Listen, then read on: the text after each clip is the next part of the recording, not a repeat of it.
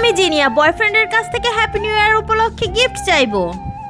আরে সামার নতুন বছর আসছে, তুমি কি আমার জন্য কোনো গিফট নিয়েছো?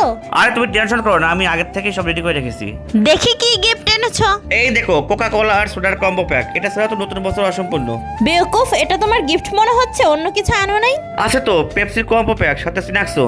কিন্তু এটা তো শুধু ড্রিঙ্কস, কিছু ভালো কিছু এনেছো তাই না? হ্যাঁ এনেছি তো, কুকিজের বড় কম্বো প্যাক, এটা স্বাদ অতুলনীয়।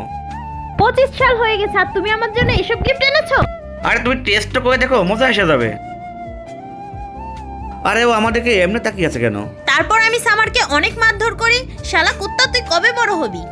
আমার কাছে তোমার জন্য লাস্ট একটা গিফট আছে। আমি জানি, হয় তুই আমাকে ক্যান্ডি দিবি না হলে বিস্কুট দিবি। না রে ইয়ার, আমি তোর জন্য একটা ব্যাগ এনেছি, তো আবার ব্র্যান্ডের। New year special. কেমন লাগলো আমার গিফটটা? ওরে বাবা রে, শাকসুটি মেয়েটা আমাকে ঘর থেকে বের করে দিল রে।